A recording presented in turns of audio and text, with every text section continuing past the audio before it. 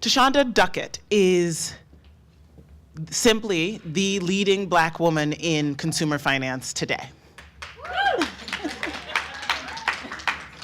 How did she get there? Who is she? What is her purpose? How does she do what all of us as leaders have to do, which is set strategy, make a vision, execute, and bring along tens of thousands of people with you? That's what we're going to be talking about today. So we're going to have 20 minutes of conversation between the two of us, and then we're going to have about 10 minutes for questions. So get your questions ready. All right, so first of all, how do you describe your leadership style? Well, first, let me just echo your comments by saying this right here is inspiration. You know, congratulations to all of you. You know, like my dad would say, people see your glory, but they don't know your story. And I know every one of you have a real story, and it's not easy, but you're here. And what I love about today is that we're here together, and we're doing it together. So congratulations to all of you for being here at this moment. But to answer your question in terms of how do I describe my leadership style, I would say first I connect with my purpose in life. And my purpose in life is to inspire others. And I believe that's how I am afforded these opportunities to be a CEO at JP Morgan Chase. People will describe, because I think when we describe our leadership style, you should know your brand. Because how I may describe it may not be how the people receive it. But through validation, I would say my leadership style is one of inspiration, real level of authenticity. I'm very strong on character. I believe character is really how you establish your culture. And culture is the worst behavior you're willing to tolerate. That's your company's culture. And so by understanding my leadership style, culture, character, inspiration, but then also being all about the facts, being intellectually curious. I don't ask the first question, I ask a second, a third, and a fourth. And with the asking the question, not knowing all the answers, you're able then to provide that coaching mentality, which is how I view myself. You know, I'm not the boss, I'm the coach. And I think it's that level of connection that allows people to be real, to tell you what their concerns are in business, to really let you know when they don't know the answer, and be able to open up a dialogue even when they're speaking to the boss. And so that's how I would describe my culture and my leadership style. Beautiful. So much there for us. I saw people furiously writing things down. Culture is the worst behavior that you are willing to tolerate. The story and the glory. Okay. All right. That's so deep, though, because, you know, we describe the culture, you know, by how we are. Like, I'm nice or I care, but you're letting something go on. And if you think about it in that prism, then you realize that as a leader, we're part of the problem, and then you join in to solve it. So I just think it's something that we talk a lot about around our table. What is the culture of our team? And that's based on that least common denominator that ultimately can impact a company and a business. Great. And you also talked about coaching, which I think is so important, that vantage point. So we talked a little bit about sort of how you are setting the stage for your colleagues, but now that you're the boss, you have to both nurture them and set the culture, but you also have to lead them in a direction and set a vision. So how do you go about making your plans for the future and setting your strategy? Do you have any sort of tips to share to the group? So I'm going to reiterate because, you know, tell them what you told them and tell them again. I believe leadership, strategy, vision, it starts and ends with culture. And let me tell you the why, and then I'll talk about the tips around how do you set the strategy.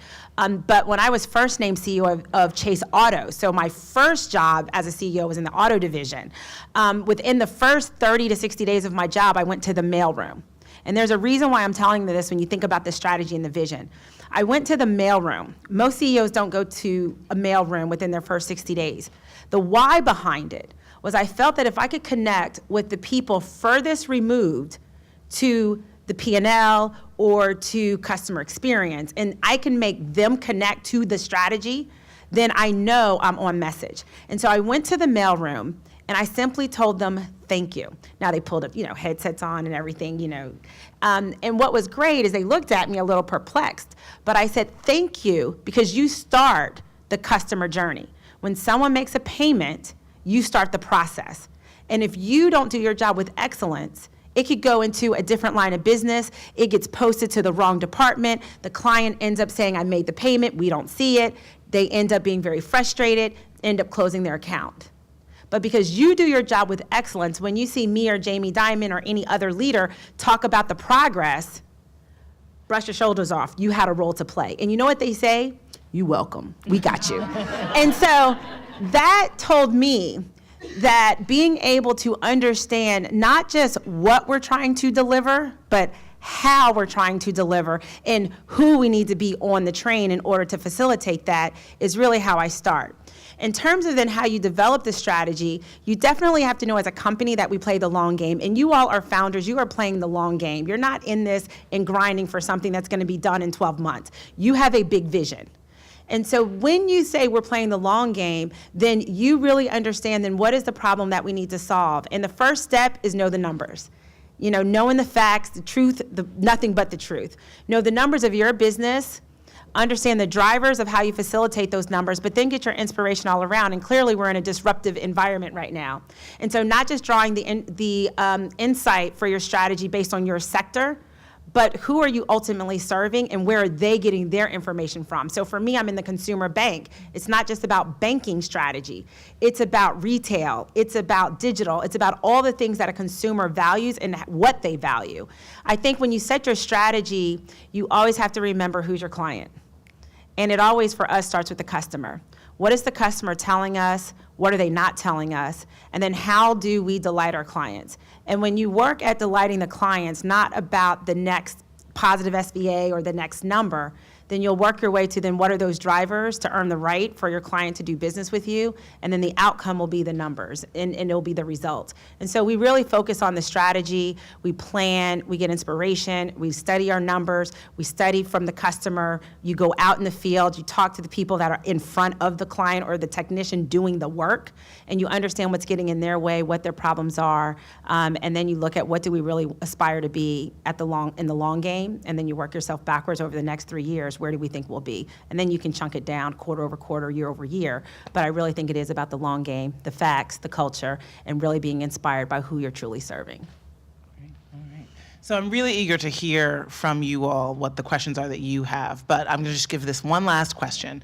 So this is something that I keeps me up at night, which is how is the Black community doing in terms of our financial health, right? So we just experienced the greatest, single loss of Black wealth in our history, which is, hard to say because there's not been so much to begin with, right? So home ownership levels among Black people, which is, spearheaded by Black women, is back to where it was from before the Fair Housing Act, because of the foreclosure crisis, the subprime mortgage crisis, all that we saw over the past decade. And you were really there at Fannie Mae and during working in the mortgage division as well. So, one, this is about Black wealth, but this is also about any huge storm that comes into any of our industries as leaders.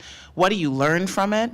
How do you plan for the future given what you learn from that? And then also just personally, what are you going to do to help build Black wealth? Because we know it's so much a part of how businesses are started in our community is having that home ownership. It's real. I mean, financial health, when I said that my purpose in life is to inspire others, and I believe having the privilege to lead the consumer bank gives me the platform to really talk about getting healthy financially. Not just physical health, there's emotional health, and there's financial health. And so in terms of the learnings, let's just start with things that I think are very practical and real. I have this phrase called keep it 700 plus.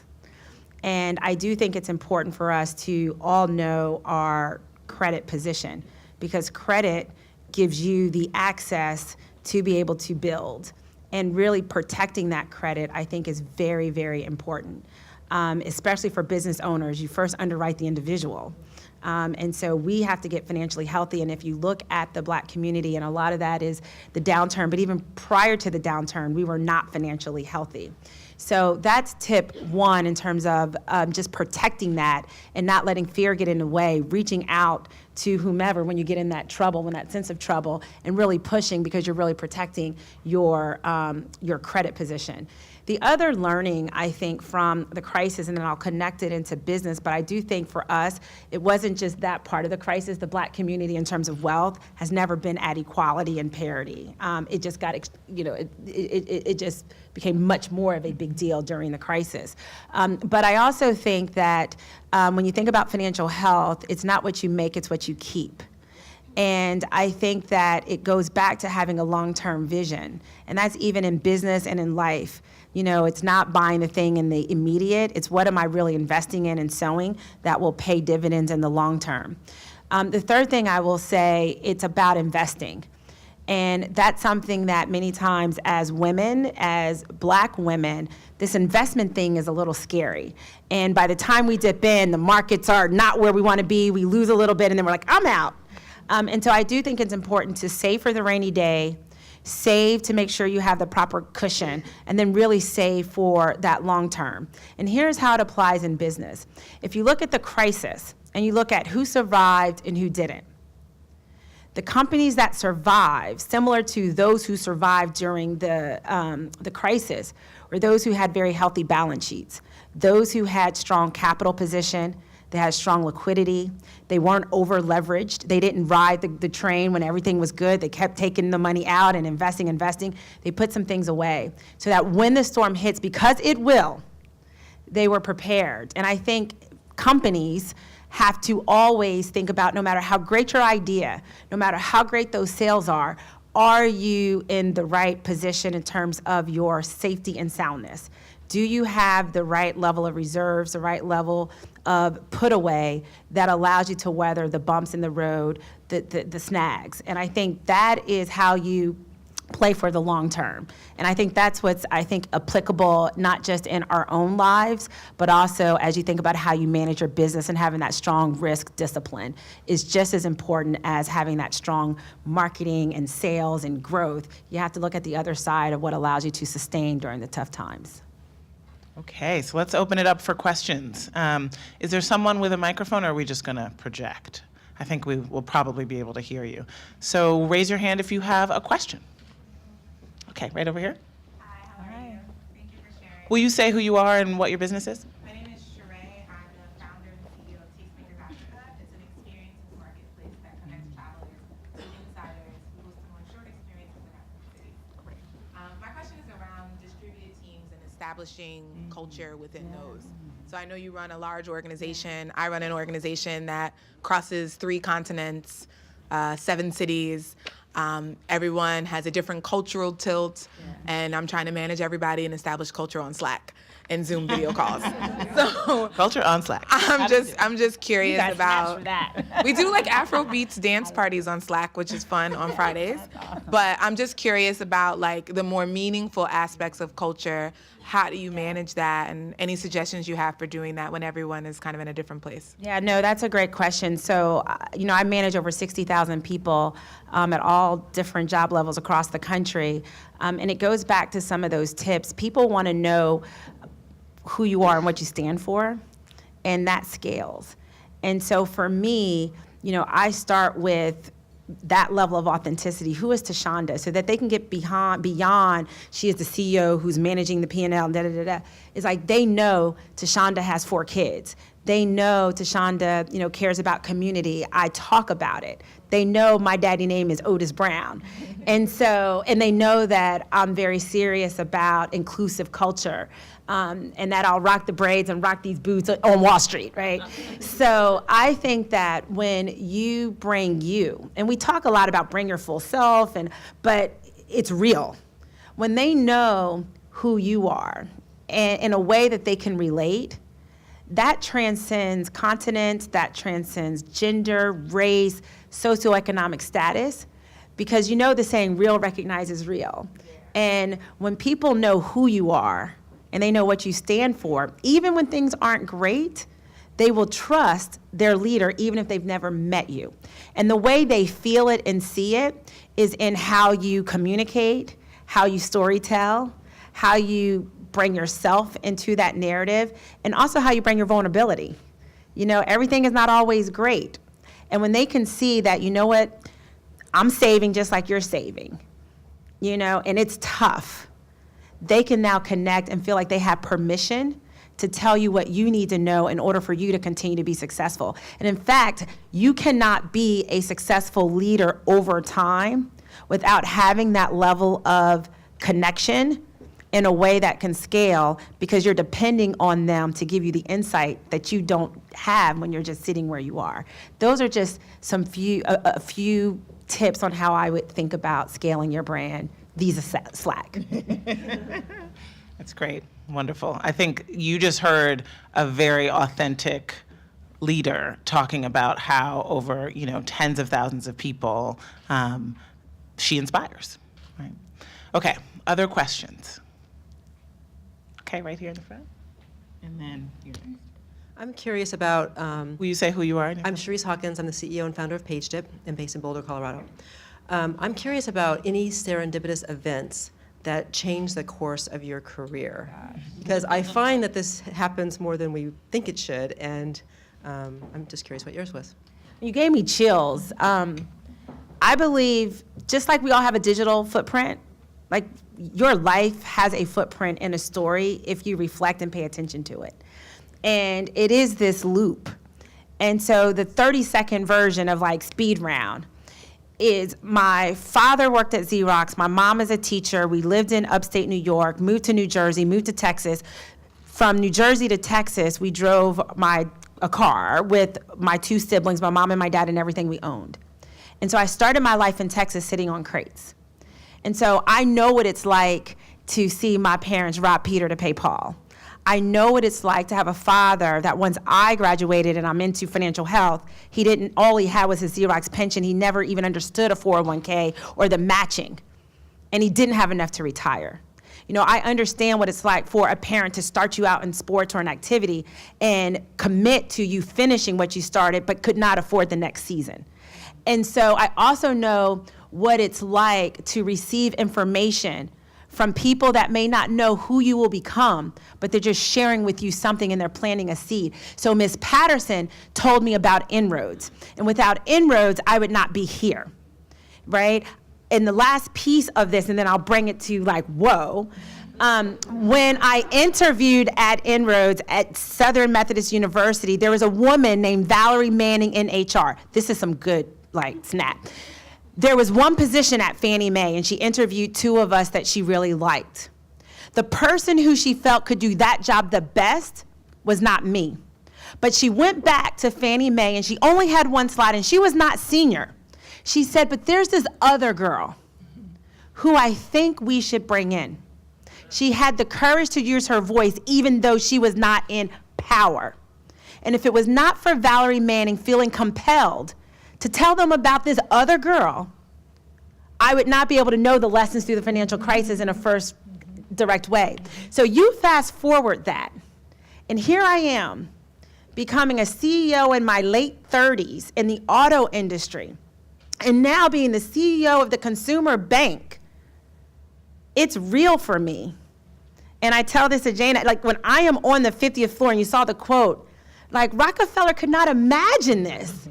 You know what I mean? No one could. But to me, that loop and being able to connect the dots and saying, you know what? The strength of my mom and dad, the courage, the setbacks for the setup, the missteps, has given me real knowledge that even though now I am in a different financial position, I recognize the struggle, and I recognize the level of real conversation, and I recognize my purpose, which is to inspire others.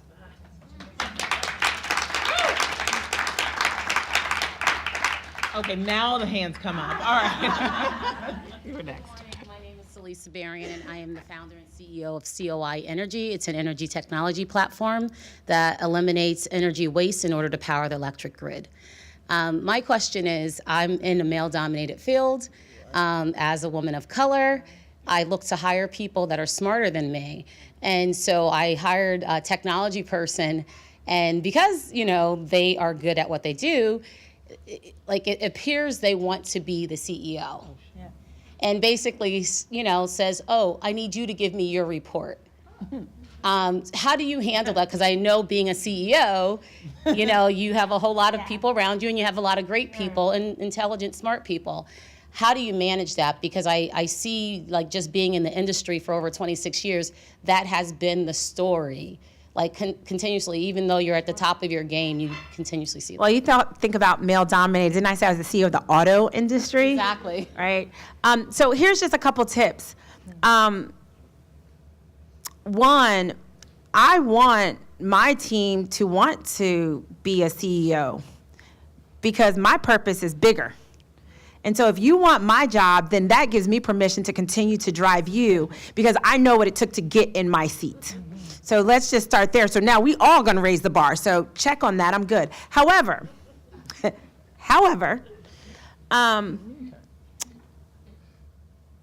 you're hitting on character. And that's a behavior that I would not tolerate. And so it is absolutely okay for you to dream big. It is absolutely one day, and I'm so glad that I can inspire you to want to be a founder, or someday when I am like running a mega wide, I'm gonna need someone to own this as a line of business CEO. Yeah. But what we won't do, you won't talk to me that way. In fact, that is not what's gonna get you to be a CEO. That's gonna get you to be out the door. So I would clean that up because it is about the culture. And I give my power away when it comes to the business, but I don't compromise my character. And for him to say that in the way that you know where he was going, I would separate his dream and drive to how he's gonna get there. And that right there will not work. And in fact, you're giving him some nuggets and you're giving him something that will help him be better. But I would check it. And the reason why this is so important, and this is the last thing, this is a big one. No, I know. Okay. When it comes to this level of authenticity and bringing who you are, I'm in banking. It's not as diverse as we want it to be, and clearly in auto. And I remember that in being a CEO, and when it comes to just building relationships and rapport, there's a standard and a culture, and then there's me. And you have a choice. Do I try to go along and get along and be in how that just works in that ecosystem? Or do I create a different arc to get to the same outcome? And so I remember talking about, no, I don't know a lot about NASCAR. I watched The Voice and Empire, and I adopted a child, because that was real to me. But here's what's so beautiful. When people understand who you are, really, real recognizes real, it opened up a whole new dialogue. So people who didn't have anything on the surface like me and grew up in an industry, they then tell me, oh, my kid is adopted too, and no one ever knew that. They then begin to tell me other aspects of their life that they don't talk about because this is the way this industry works. So my point is, you have the opportunity to create space which will allow you to hire, attract, and retain not just the people that have the technical experience, but the people that have the other aspects of what it takes to make your business successful. And technical experience is just one piece of the pie. And that's how I would deal with said employee. Oh, okay. How much time do we have? I see. 5 Okay. minutes. All right. Right here in the front. There you go. Hello. Is it on? My name is Viola Llewellyn. I'm the co-founder and CEO of a company called Avamba, which is an alternative to banking for the African market. I build technologies, I fund the businesses. In that part of the world, people tell hideous little lies in interviews. And you'll ask them, what did you want to be when you grew up? I always wanted to be in banking, which is a fat lie. There are no 3-year-olds that want to be in banking. However, I want to ask you, what did you want to be when you were younger? And what of your natural talents, which we all usually carry through to the end of our days, do you still see coming to the fore in all of the success that you've had? Oh my goodness. I mean, I don't know. I wanted to be on the Facts of Life Kim, and I wanted to be I think I wanted to be a lawyer because I had to stand up to my 2 brothers and try to, make sure that I could watch what I wanted on the one TV. But yeah, I think I legged into my job that connects to my purpose.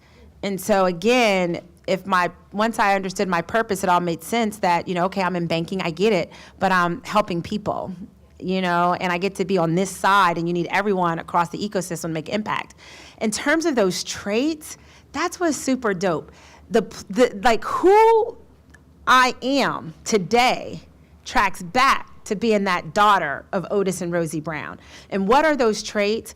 I love sports, so I'm all about teamwork. I'm all about it's not over till it's over. I don't care if you're down by 20 and it's 20 seconds left. I come from do your job with excellence or don't do it at all. You know, you never give up.